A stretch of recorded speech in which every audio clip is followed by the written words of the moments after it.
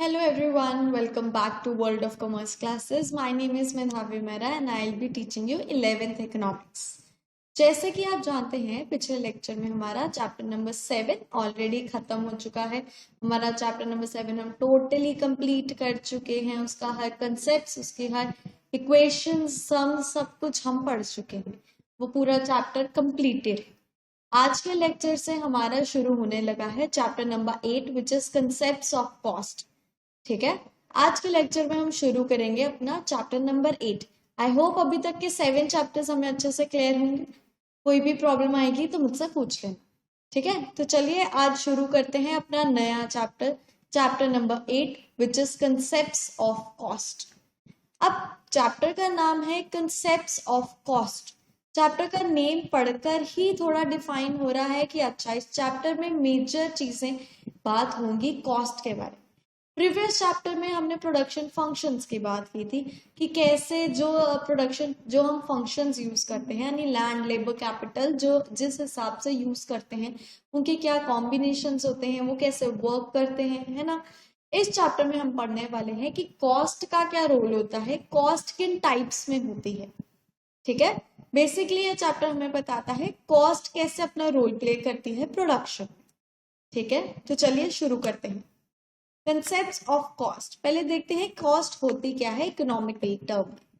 In order to produce goods a firm needs input. कहते कोई भी गुड्स अगर आप प्रोड्यूस करना चाहते हो तो जाहिर सी बात है कि किसी भी फर्म को इनपुट्स की जरूरत होगी ही। इनपुट्स मींस आप कुछ उस फर्म को शुरुआत करने के लिए कोई लैंड खरीदोगे, कोई कैपिटल दोगे, थोड़ा पैसा इन्वेस्ट करोगे, इसीलिए करोगे ना ताकि आपके रिटर्न्स आए, ताकि आपके आउटपुट आए। ठीक है, ये जो हम इन्वेस्टमेंट करते हैं इसको हम कहते हैं इनपुट्स। यानी अगर हमें आउटपुट्स चाहिए तो हमें पहले इनपुट्स लगाने ही होंगे। ठीक है ना। Broadly there are two types of inputs, कहते हैं दो तरह के इनपुट्स होते हैं। पहला है फैक्टर इनपुट्स और दूसरा है हमारा पहला है हमारा फैक्टर इनपुट्स। फैक्टर इनपुट्स में आपका आता है, फैक्टर इनपुट्स क्या, प्रोडक्शन फैक्टर्स पढ़े थे ना हमने। तो फैक्टर्स इनपुट्स क्या हुए, फैक्टर्स इनपुट जैसे कि लैंड, जैसे कि लेबर, जैसे कि कैपिटल और एंटरप्रेन्योरशिप। यानी जो जमीन खरीद रहे हो काम करने के लिए, यानी जिस जमीन पे आप काम करने वाले हो, जो लेबर आप यूज कर रहे हो, जो कैपिटल यानी आप पैसा जो आपने इन्वेस्ट किया है, दूसरा एंटरप्रेन्योरशिप। ठीक है, types called factors of production and second is non factors input. पहला होता है फैक्टर्स इनपुट, दूसरा होता है non factors input. Factors input तो हमें समझ लगे क्या हो गया, लैंड, लेबर, कैपिटल। ठीक है ना। अब नॉन फैक्टर इनपुट्स क्या हो, नॉन फैक्टर्स इनपुट्स होते हैं रॉ मटेरियल्स। ठीक है, यानी अगर कोई चीज प्रोड्यूस करनी है, जैसे for example let's suppose chips बनाने हैं, तो उसके लिए रॉ मटेरियल पोटैटो डालने ही पड़ेंगे, इन्वेस्ट करने ही पड़ेंगे, उसको मशीन को देना ही पड़ेगा ताकि रिजल्ट आए, है ना। इसीलिए जो नॉन फैक्टर्स इनपुट्स होते हैं that are raw materials and जो हमारे फैक्टर इनपुट्स होते हैं that is land, labour, capital. ठीक है, cost refers to expenditure incurred by a producer on the factors as well as non-factors input for the given output of a commodity. कहते cost होता है कि जो production करने वाला है प्रोड्यूसर, यानी प्रोड्यूसर जो भी सामान बनाने वाला है या जो कुछ भी प्रोड्यूस करने वाला है, उस चीज को प्रोड्यूस करने के लिए उस प्रोड्यूसर ने कितना खर्चा उठाया है, इसको हम कहते हैं कॉस्ट। ठीक है, दैट मीन्स अगर प्रोड्यूसर कोई कुछ भी अपनी आइटम प्रोड्यूस करना चाहता है, कोई भी अपना आउटपुट निकालना चाहता है, उस आउटपुट को निकालने के लिए टोटल कितना एक्सपेंस यानी टोटल कितना खर्चा उस प्रोड्यूसर को पड़ा, इसको हम कहते हैं कॉस्ट। उस खर्चे में नॉन फैक्टर्स इनपुट्स भी आते हैं और फैक्टर्स इनपुट्स भी आते हैं।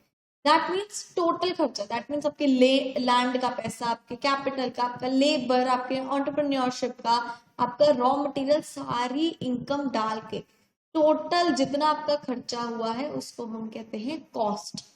ठीक है, आई होप समझ लगी कॉस्ट क्या होती है। कॉस्ट मींस कोई भी चीज का आउटपुट निकालने के लिए यानी अपनी कोई भी प्रोडक्शन करने के लिए जब आप टोटल एक्सपेंस यानी टोटल जितना खर्चा करते हो उसको हम कहते हैं कॉस्ट। ठीक है, अब cost refers to an expenditure incurred by a producer explicitly or implicitly on the factors as well as non-factor inputs for a given output of commodity. उसने वही क्या कहता है, कॉस्ट होते हैं जो एक प्रोड्यूसर खर्च, इनकर्ड का मतलब है प्रोड्यूसर खर्च करता है या प्रोड्यूसर जो खर्चा करता है अपनी प्रोडक्शन करवाने के लिए, उसको हम कहते हैं कॉस्ट। ठीक है, अब ये एक्सप्लिसिटली और इम्प्लिसिटली क्या होता है समझाते। Explicit and implicit cost, cost जो होती है वो दो टाइप्स में डिवाइडेड होती है, एक होती है एक्सप्लिसिट कॉस्ट, एक होती है इम्प्लिसिट कॉस्ट। अब ये एक्सप्लिसिट कॉस्ट और इम्प्लिसिट कॉस्ट क्या है देखते हैं। ठीक है, all inputs may not be purchased from the market. A producer may use some self-owned inputs. Example, instead of hiring workers from the market, producer may use his family labor. Likewise, a producer may use his own land instead of taking it on lease. Expenditure incurred by the producer on the purchase of inputs from the market is called explicit cost. Estimated expenditure on the use of self-owned inputs is called implicit cost. अच्छा, पढ़ने में tough लगा लेकिन अब आपको मतलब समझाऊंगे ना बहुत इजी लगेगा। एक्सप्लिसिट कॉस्ट और इम्प्लिसिट कॉस्ट, एक्सप्लिसिट कॉस्ट का मतलब है अपनी प्रोडक्शन करने के लिए, ये तो हमें पता है कि प्रोड्यूसर ने खर्चा उठाना है, लेकिन फॉर एग्जाम्पल आपने खर्चा जो उठाना है, फॉर एग्जाम्पल लैंड चाहिए पहले तो प्रोडक्शन करने के लिए, है ना, फैक्ट्री बैठाने के लिए लैंड चाहिए। अब आप लैंड अगर खरीद रहे हो, लेबर बाहर से खरीद रहे हो, मार्केट से लेकर आ रहे हो, मार्केट से बाय कर रहे हो, दोनों चीजें, तो ये हुई आपकी एक्सप्लिसिट कॉस्ट। ठीक है, वेयरएज इम्प्लिसिट कॉस्ट क्या होता है, इम्प्लिसिट कॉस्ट का मतलब है फॉर एग्जाम्पल आपके पास अपनी ही कोई प्रॉपर्टी पड़ी हुई थी, आपने मार्केट से कोई लैंड खरीदने के बजाय अपनी ही प्रॉपर्टी को फैक्ट्री बनाने में यूटिलाइज कर लिया, और साथ में जहां आप मार्केट से लेबर खरीद रहे थे उसकी बजाय आपने खुद की फैमिली में ही लोगों को हायर करना शुरू कर दिया, उनके साथ काम करना शुरू कर दिया, वो उनको भी अपने काम में लगा लिया, तो that is implicit cost. That mean जब भी आप अपना एक्सपेंडिचर कोई भी जो करने वाले हो, वो अगर मार्केट फोर्सेस से उठा रहे हो या मार्केट से वो एक्सपेंडिचर कर रहे हो, तो वो हुआ आपका एक्सप्लिसिट कॉस्ट। ठीक है, और अगर वही सेम एक्सपेंडिचर आप अपनी सेल्फ ओन्ड चीजों में से कर रहे हो, यानी जो ऑलरेडी आपकी चीजें हैं उसी में से अपना खर्चा निकाल रहे हो, that means it is your implicit cost.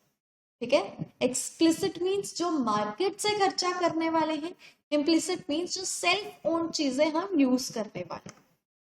ठीक है, in economics, total cost is estimated both its elements wise, explicit cost and implicit cost.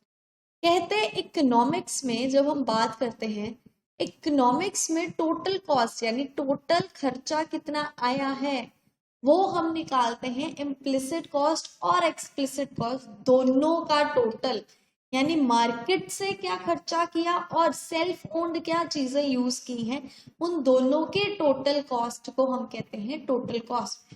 Total cost निकालने के लिए आपको अपनी इम्प्लिसिट कॉस्ट भी चाहिए और एक्सप्लिसिट कॉस्ट भी चाहिए। ठीक है, यानी टोटल कॉस्ट का हमारा फॉर्मूला हुआ total cost is equal to explicit cost plus implicit cost. That means self owned चीजें, जो आपकी सेल्फ ओन्ड चीजें हैं, प्लस जो आपने मार्केट से बाय की हैं, दोनों की कॉस्ट का टोटल। ठीक है, it is significant to note that in economics cost is always measured and opportunity cost. कहते कि इकोनॉमिक्स में ये बहुत ही मेन होता है, इकोनॉमिक्स में कॉस्ट हमेशा मेजर की जाती है उसकी अपॉर्चुनिटी कॉस्ट के बेसिस पे। अपॉर्चुनिटी कॉस्ट वाला हमने चैप्टर पढ़ा था, वो कह रहे हैं कि जब भी हमने कोई भी अपनी कॉस्ट निकालनी है तो हम उसकी अपॉर्चुनिटी कॉस्ट की भी वैल्यू देखते हैं, यानी वो बेस्ट सेकंड बेस्ट ऑल्टरनेटिव जो हमने छोड़ दिया है हम उसकी भी वैल्यू को कंसिडर करते हैं। ठीक है, as we know that opportunity cost of an activity is measured in terms of total sacrifice involved in undertaking that activity.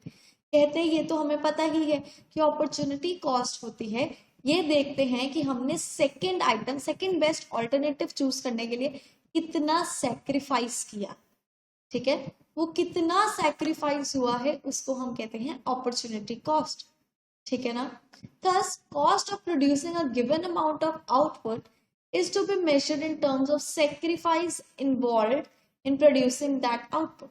कहते इस हिसाब से कितनी प्रोडक्शन होने वाली है, क्या खर्चा आने वाला है प्रोडक्शन का, ये मेजर हम इस तरीके से कर सकते हैं कि हमने कितना सेक्रीफाइस किया है उस आउटपुट को प्रोड्यूस करने के लिए।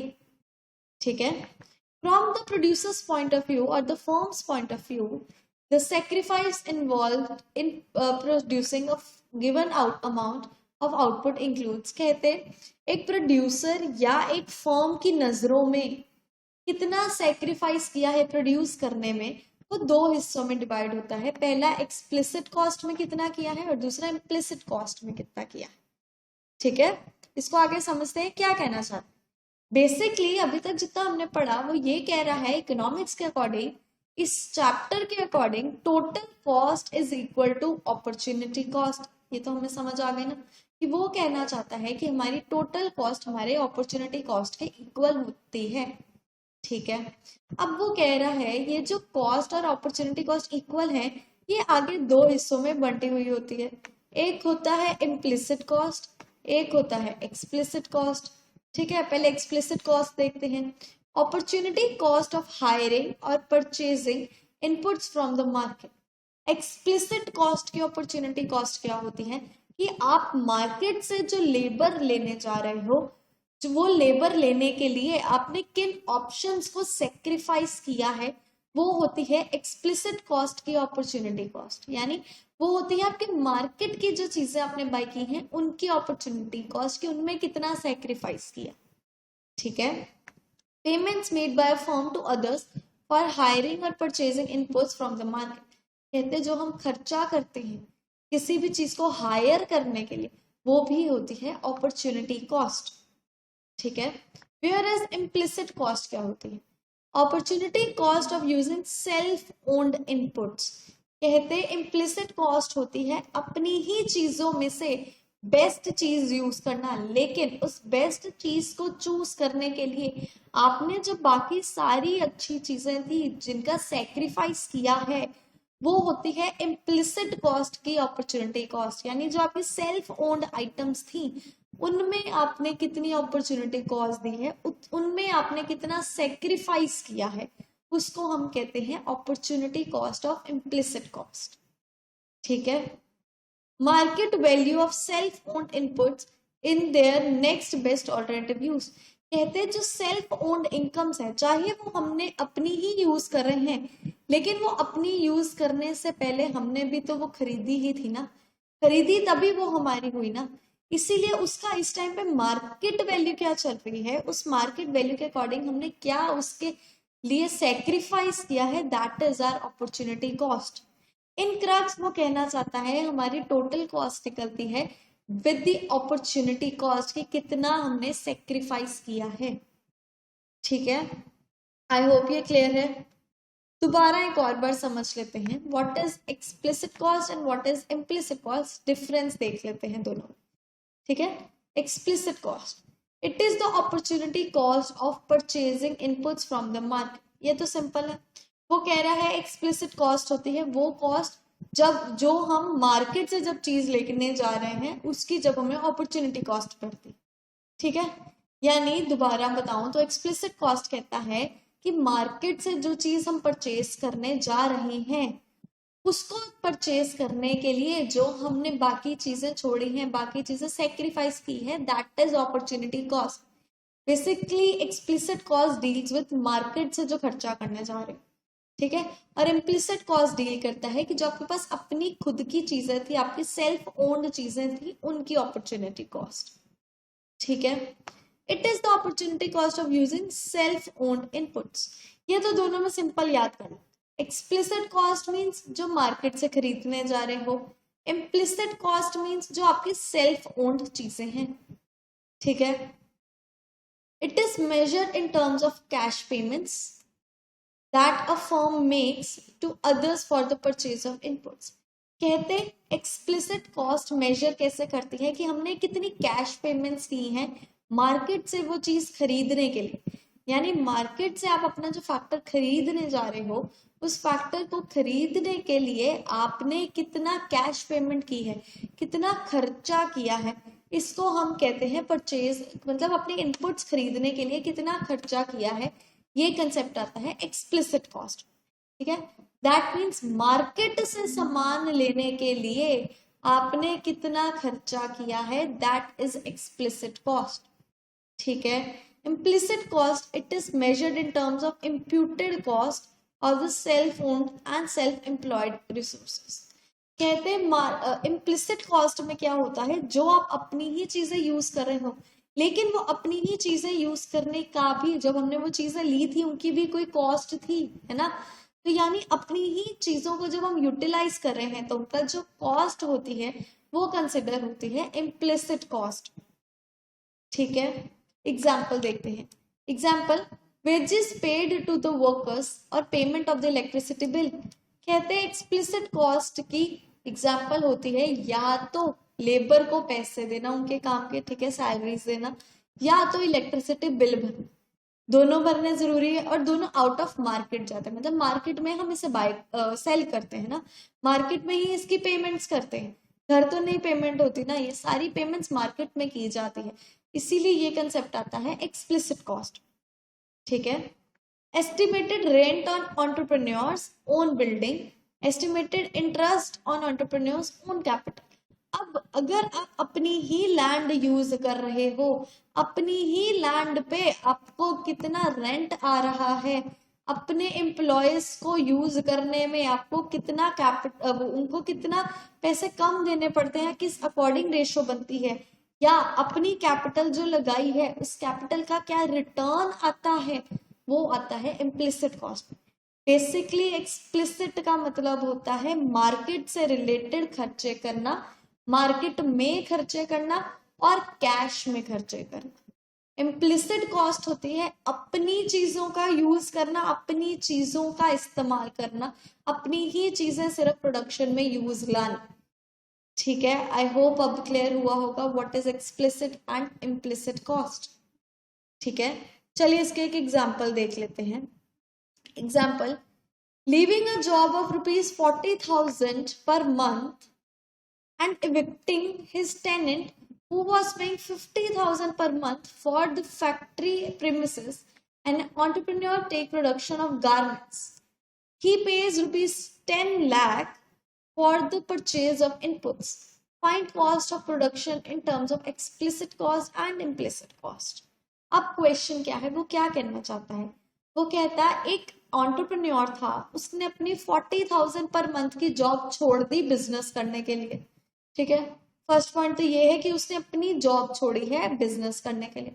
ठीक है, अब वो क्या कह रहा है, अब वो बिजनेस जहां करना चाहता है, जिस लैंड पे उसको बिजनेस करना था, उसने सोचा मैं अपनी ही लैंड का इस्तेमाल करूंगा, मुझे कोई नई लैंड नहीं चाहिए। ठीक है, तो वो खुद की ही लैंड यूज करने लग पड़ा। उसने कहा कि मैं खुद की ही लैंड यूज करता हूँ, लेकिन उस लैंड को यूज करने के लिए मैंने जो वहां किराएदार रखा है, टेनेंट मीन्स किराएदार, मैंने जो वहां किराएदार रखा है मुझे उसे निकालना पड़ेगा ताकि मैं अपनी जगह को अपने बिजनेस के लिए यूज कर सकूं। ठीक है, उसने क्या किया, उसका जो किराएदार था जो उसे 50,000 पर महीना दे रहा था, उसे निकाल दिया ताकि वो अपनी उस जगह को, पूरा का पूरी जगह को अपनी बिजनेस में यूज कर सके। बिजनेस किस चीज का वो करने जा रहा था, गारमेंट्स का।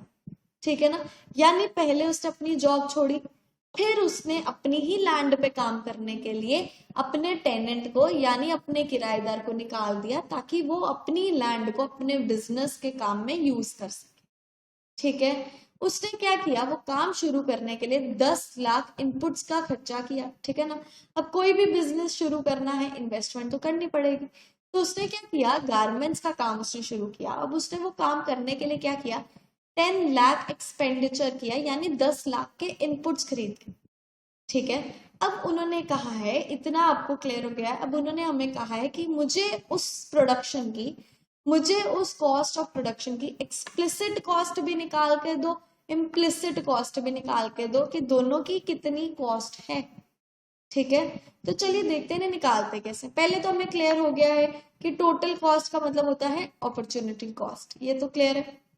ठीक है, और अपॉर्चुनिटी कॉस्ट कैसे निकलती है? अपॉर्चुनिटी कॉस्ट निकलती है explicit cost plus implicit cost.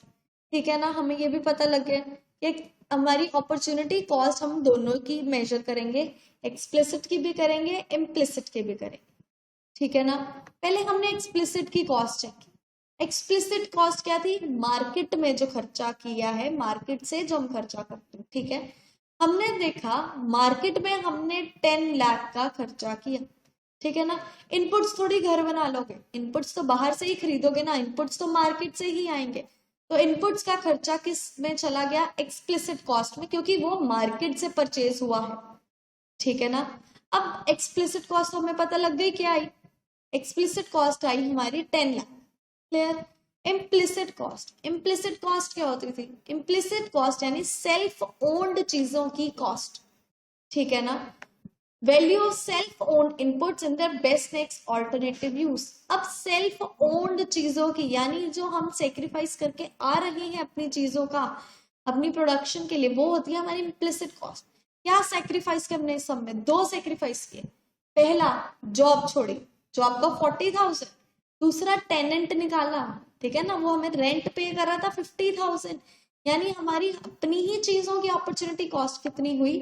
40,000 plus 50,000। That means हमने जो अपनी जॉब छोड़ी है बिजनेस के लिए, प्लस हमने जो किराएदार निकाला है जिसका रेंट भी अब हमें नहीं मिलेगा, वो दोनों कॉस्ट टोटल में आती है हमारी इम्प्लिसिट कॉस्ट। यानी बिजनेस करने के लिए हमें इम्प्लिसिटली कितना खर्चा उठाना पड़ा है। ठीक है, एक निकल गया हमारी explicit cost 10 lakh rupees, implicit cost आई हमारी 40,000 प्लस 50,000, दैट इज 90,000। ठीक है ना, अब उसने कहा टोटल कॉस्ट भी चलो मुझे बता ही दो अगर ये दोनों निकाल लिए तो। टोटल कॉस्ट निकालने का सिंपल फॉर्मूला, ये हमें पता है, टोटल कॉस्ट अपॉर्चुनिटी कॉस्ट के इक्वल होता है, और अपॉर्चुनिटी कॉस्ट एक्सप्लिसिट और इम्प्लिसिट का टोटल होता है। तो सिंपल, टोटल कॉस्ट कैसे निकलेगी? Explicit cost plus implicit cost, that means 10 lakh plus 90,000। यानी हमारी टोटल कॉस्ट क्या आई? हमारी टोटल कॉस्ट आई 10,90,000। समझ लगी कैसे निकलता है? सबसे इजी फॉर्मूला, बहुत इजी है ये। आपको सब स्टेटमेंट दी होगी, आपको बताया होगा आपने मार्केट्स में क्या एक्सपेंडिचर किए हैं, मोस्टली आपको ये भी बताया होगा आपकी सेल्फ ओन्ड इनकम्स कौन सी है, या सेल्फ ओन्ड आपकी चीजें कौन सी है जो आप यूज करने वाले हो। आपको बस उन्हें सेग्रीगेट करना है, दैट मीन्स अलग करके उनका टोटल निकालना है बस। इससे आपको पता चल जाएगा आपकी टोटल कॉस्ट कितनी आई है। और अगर आपसे सेपरेटली दोनों की कॉस्ट पूछी है कि सेपरेटली एक्सप्लिसिट की बताओ, सेपरेटली इम्प्लिसिट की बताओ, तो भी हमें पता लग गया कैसे निकालनी है। मार्केट वाली एक साइड पे कर दो, सेल्फ ओन्ड एक साइड पे कर दो। ठीक है ना, opportunity cost refers to the total sacrifice made in terms of explicit or implicit cost for producing a given level of output। कहते हैं अपॉर्चुनिटी कॉस्ट होता है कि कोई भी आउटपुट प्रोड्यूस करने के लिए आपने टोटल कितना सैक्रिफाइस किया है, उसको हम कहते हैं अपॉर्चुनिटी कॉस्ट। ठीक है, आई होप ये अभी तक यहाँ तक क्लियर है, इजी लग रहा होगा अभी तक कि क्या चल रहा है। ठीक है, नेक्स्ट नेक्स्ट चलते हैं। नेक्स्ट हमारा कंसेप्ट आता है selling cost and production cost. यानी सेलिंग कॉस्ट क्या होती है, प्रोडक्शन कॉस्ट क्या होती है। ठीक है, selling cost are different from production cost. Selling cost refers to the expenditure incurred by the producer to promote sales of the commodity। Example, expenditure on advertisement. कहते हैं सेलिंग कॉस्ट होती है, आपने सुना होगा सेलिंग कॉस्ट, या आपने आपको पता होगा कि हम मार्केटिंग करते हैं, हर प्रोडक्ट की मार्केटिंग चलती है ना। एक सेलिंग कॉस्ट होती है जब आप अपना प्रोडक्ट यानी अपने प्रोडक्ट बना लिया, अब उस प्रोडक्ट को मार्केट में लॉन्च करने के लिए, मार्केट में फेमस करने के लिए आपको उसकी एडवर्टीजमेंट्स करनी पड़ेगी, पेम्पलेट्स निकालने पड़ेंगे, ब्रोशर्स निकालने पड़ेंगे, रेडियोज में अनाउंसमेंट्स करनी पड़ेगी, या टीवी में एड्स देने पड़ेंगे, बहुत सारी प्रमोशंस करोगे, है ना। जब हम अपने प्रोडक्ट को प्रमोट करने का खर्चा करते हैं उसको हम कहते हैं सेलिंग कॉस्ट। दैट मीन्स हमने जो चीज बनाई है उसको बेचने के लिए हमें कितना खर्चा पड़ रहा है, that is our selling cost. ठीक है, वेयर एज प्रोडक्शन कॉस्ट होती है the expenditure incurred by the producer on the inputs for producing a given level of output. पहले हम ये प्रोडक्शन कॉस्ट करते हैं, फिर सेलिंग कॉस्ट करते हैं। दैट मीन्स पहले हम चीज बनाएंगे, चीज बनाने के लिए जो हम खर्चा कर रहे हैं दैट इज प्रोडक्शन कॉस्ट। ठीक है, अब चीज बन गई, अब चीज को मार्केट में उतारना है, मार्केट में लॉन्च करना है, मार्केट में फेमस करना है। वो चीज को मार्केट में लॉन्च करने के लिए, फेमस करने के लिए जो हम खर्चा उठा रहे हैं that is a selling cost. ठीक है, दैट मीन्स सिंपल भाषा में प्रमोशन करने के लिए या अपनी किसी भी प्रोडक्ट को प्रमोट या बहुत ज्यादा फेमस करने के लिए जो आपने खर्चा उठाया है, एडवर्टीजमेंट में जो खर्चा उठाया है दैट इज सेलिंग कॉस्ट। ठीक है, ये बस इतना ही कंसेप्ट हमने जाना है सेलिंग और प्रोडक्शन का, क्योंकि हमारा पूरा चैप्टर फर्दर प्रोडक्शन कॉस्ट पे रिलेटेड है, सेलिंग कॉस्ट पे नहीं रिलेटेड।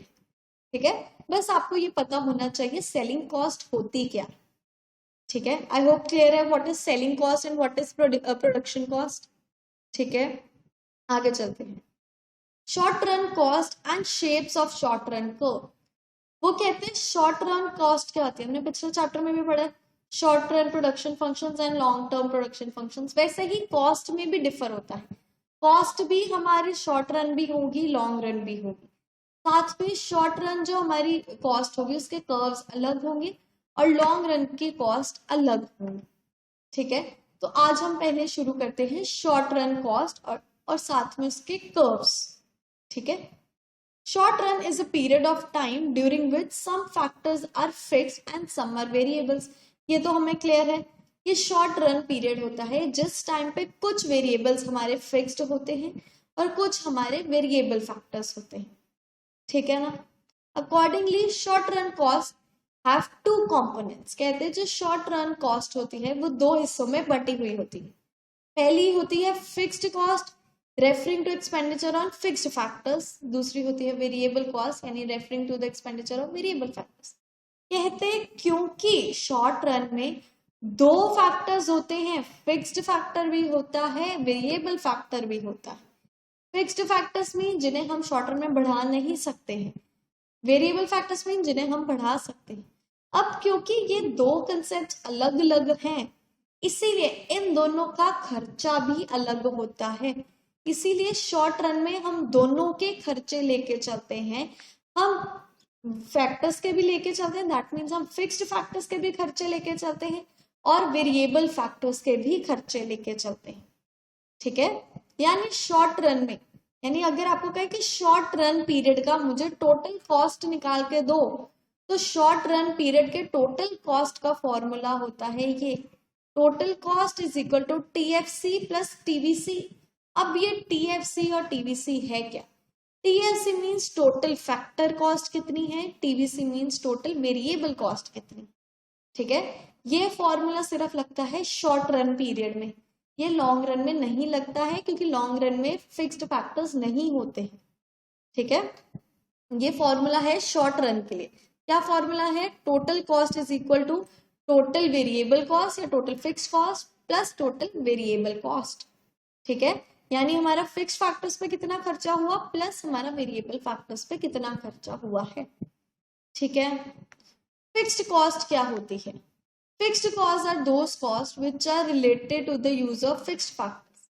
कहते हैं फिक्स्ड कॉस्ट वो कॉस्ट होती है जो हमें लगती है जब हम फिक्स्ड फैक्टर्स को यूज करते हैं। ठीक है, यानी मशीनरी को यूज करने के लिए जो हम कॉस्ट दे रहे हैं उसको हम कहते हैं फिक्स्ड फैक्टर्स। ठीक है, फिक्स्ड फैक्टर्स होते हैं जो कॉस्ट आप फिक्स्ड फैक्टर्स को यूज करने के लिए दे रहे हो। ठीक है, fixed cost refers to the expenditure incurred by the producer on the use of fixed factors of production। ये तो क्लियर हो ही गया कि फिक्स्ड कॉस्ट होती है जब हम फिक्स्ड फैक्टर्स को यूज करते हैं। प्रोड्यूसर जब फिक्स्ड फैक्टर्स को यूज करता है उसकी जो कॉस्ट आती है उसे हम कहते हैं फिक्स्ड कॉस्ट। ठीक है, आई होप ये क्लियर है। These costs do not change with the change in the volume of output। फिर कहते जब अगर वॉल्यूम में चेंज आता भी है तो भी इन कॉस्ट में फर्क नहीं पड़ता।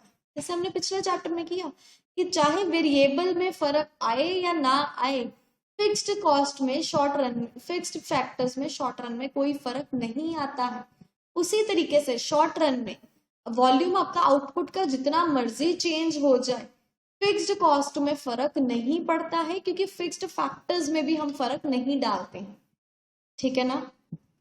Fixed cost are incurred when even when output is zero. कहते हैं फिक्स्ड फैक्टर्स की कॉस्ट कुछ ऐसी होती है कि चाहे आपका आउटपुट आ रहा है या नहीं आ रहा है, लेकिन फिर भी आपको फिक्स्ड कॉस्ट का खर्चा उठाना ही पड़ेगा।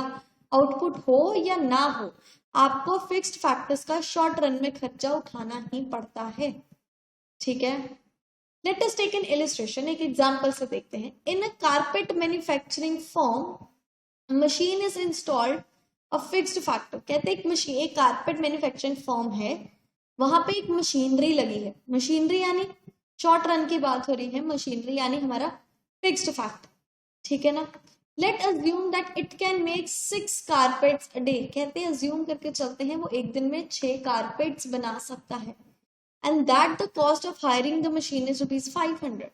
कहते हैं वो एक दिन में 6 कारपेट बना सकता है, लेकिन जो हमने मशीनरी लगाई है, मशीनरी का रोज का खर्चा 500 है, यानी हमें मशीनरी को रोज का रेंट 500 देना पड़ता है। ठीक है। अब खुद सोचो, चाहे उस दिन कोई भी रीजन के कारण मैं प्रोडक्शन करूं या ना करूं, ठीक है, फिर भी मुझे मशीनरी का रेंट तो देना ही पड़ेगा। चाहे मेरा आउटपुट आया है या मेरा आउटपुट नहीं आया है, रेंट तो मुझे पे करना ही पड़ेगा। दैट मीन्स फिक्स्ड कॉस्ट तो पे करनी ही पड़ेगी, वो नेसेसिटी होती है। ठीक है। Obviously 500 per day is a fixed cost that the producer has to incur even when no carpet is made in a day. Between 0 to 6 carpets in a day, the fixed cost would remain ₹500. कहते उस एक दिन में वो machine 6 carpet बना सकती है। अब मैंने सपोज आपसे, जैसे हम लेके चलते हैं, 2 लोग थे, एक पर्सन ए था, एक का नाम बी था। अब ए गया बी के पास मशीनरी लेने। बी कहता अच्छा ठीक है, मैं तुझे मशीनरी दे देता हूँ, लेकिन मैं मशीनरी का 500 तुझसे रोज लूंगा। ठीक है। और कहता कि मेरी मशीनरी एक दिन में 6 कारपेट्स बना सकती है। ए प्रोड्यूसर कहता हाँ ठीक है, चल मैं ये मशीनरी ले लेता। अब पहले दिन क्या हुआ, पहले दिन उसने प्रोडक्शन की, 2 कारपेट्स बने, 2 कारपेट्स बने, उसे फिर भी उसे ₹500 पे करना पड़ा, है ना। चाहे उसकी कैपेबिलिटी 6 की है, लेकिन उसने 2 प्रोड्यूस किए, तो उसमें बी क्या करे, बी को तो पूरा ही पैसा चाहिए, है ना। अब सेकेंड डे क्या हुआ, सेकेंड डे ए ने 4 यूनिट्स प्रोड्यूस किए, फिर भी बी को 500 देना पड़ा। थर्ड डे क्या हुआ, थर्ड डे कोई प्रॉब्लम आ गई और ए ने कोई भी कारपेट प्रोड्यूस नहीं किया। ठीक है। अब बी कहता मैंने तुझे पहले ही कहा था तू उस चीज को यूज कर मत कर, मुझे मेरा रेंट चाहिए। दैट मीन्स अगर आपका आउटपुट नहीं भी है, ए का आउटपुट नहीं भी आया है कुछ भी, फिर भी उसे बी को ₹500 एज ए रेंट देना ही पड़ेगा। वो उससे भाग नहीं सकता, उसको कट नहीं कर सकता। ठीक है। बी कहता उसकी 6 यूनिट्स मैक्सिमम कैपेबिलिटी है, दैट मीन्स टू 0 से लेके 6 जितना तेरा मन चाहे उतनी बीच में आउटपुट निकाल, लेकिन मैं 500 डेली लूंगा ही लूंगा, चाहे 0 आउटपुट हो चाहे 6 यूनिट्स निकले, इनके बीच में जितनी भी प्रोडक्शन होगी सबका मेरा रेंट सेम रहेगा ₹500। ठीक है। अब समझ लगी फैक्टर कॉस्ट क्या होती है। फिक्स्ड कॉस्ट होती है जब फिक्स्ड जो हमारा फैक्टर है उसकी कॉस्ट हमें देनी पड़े, उसकी कॉस्ट हमें हमेशा देनी ही पड़ती है, चाहे प्रोडक्शन हो या ना हो, फिक्स्ड फैक्टर्स की कॉस्ट हमेशा पे करनी ही पड़ती है। ठीक है। These costs are also called supplementary cost और overhead cost और indirect cost। कहते हैं इन कॉस्ट को हम सप्लीमेंट्री कॉस्ट भी कहते हैं, ओवरहेड कॉस्ट भी कहते हैं, या इनडायरेक्ट कॉस्ट भी कहते हैं। ठीक है। ओवरहेड कॉस्ट मीन जो जबरदस्ती का आप खर्चा कह सकते हो कि हमने कुछ काम किया नहीं है, हमारी कुछ प्रोडक्शन हुई नहीं, फिर भी हमें पैसे देने पड़े। ठीक है। इसलिए इसको हम सप्लीमेंट्री कॉस्ट कहते हैं, दूसरा नाम इसका ओवरहेड कॉस्ट भी है, एंड थर्डली हम इसे इनडायरेक्ट कॉस्ट भी कहते हैं। ठीक है। Principal components of fixed factor. अब फिक्स्ड फैक्टर्स के कुछ कंपोनेंट्स होते हैं, देखते हैं क्या होता है, फिक्स्ड कॉस्ट कैसे। ठीक है।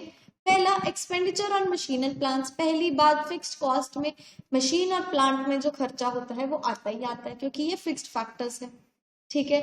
दूसरा expenditure on land and building, land and building क्या है, हमारी फिक्स्ड फैक्टर्स है, इसीलिए उन दोनों पे जो खर्चा होगा वो भी हमारा फिक्स्ड कॉस्ट में आएगा ही आएगा, ठीक है ना। तीसरा लाइसेंस फी, लाइसेंस भी हमारा फिक्स्ड फैक्टर है, चाहिए ही चाहिए काम करने के लिए, है ना, तो उसकी भी पेमेंट करनी ही पड़ेगी। Third one is wages salaries of permanent staff, यहाँ पे देखो टेम्परेरी नहीं परमानेंट स्टाफ लिखा है। परमानेंट स्टाफ का मतलब है फिक्स्ड फैक्टर्स है, वो भी चेंज नहीं हो सकता। दैट मीन्स ये चारों की चारों चीजें हमारी फिक्स्ड फैक्टर्स है, और जहां पे फिक्स्ड फैक्टर्स आई वहां पे फिक्स्ड कॉस्ट देनी ही पड़ेगी, उन सभी फैक्टर्स की कॉस्ट देनी ही पड़ेगी, चाहे आपकी प्रोडक्शन 0 हो, चाहे आपकी प्रोडक्शन मैक्सिमम पे हो, आपको उसकी कॉस्ट पे करनी ही पड़ेगी, ठीक है। आई होप आपको ये समझ लगा कि ये क्या होता है। वो बेसिकली कह रहा है कि प्रोड्यूसर कह रहा है कि जब भी आपके फिक्स्ड फैक्टर्स आएंगे, यानी जब भी आपकी ऐसी चीजें आएंगी जो शॉर्ट रन में चेंज नहीं हो सकती है, उनकी कॉस्ट आपको पे करनी ही पड़ेगी, ठीक है, चाहे आप प्रोडक्शन करो या मत करो, आपको उसकी पेमेंट करनी ही पड़ेगी, ठीक है। आज के लिए बस इतना ही करते हैं चैप्टर नंबर 8, बाकी चैप्टर नंबर 8 नेक्स्ट लेक्चर में कंटिन्यू करेंगे। आज हमने कुछ न्यू टर्म्स पढ़ी है, कुछ न्यू डेफिनेशंस पढ़ी है, इसलिए मैं आगे नहीं चलूंगी, नहीं तो हौच पौच हो जाएगा। आज के लिए बस इतना ही करते हैं, ठीक है। नेक्स्ट लेक्चर में हम अपना चैप्टर नंबर 8 आगे कंटिन्यू करेंगे, ठीक है। कोई भी डाउट्स हो प्लीज मुझसे कमेंट सेक्शन में पूछो, मैं उसको जितना जल्दी हो सके रिवर्ट बैक करूंगी, ठीक है। And thank you and please like and subscribe.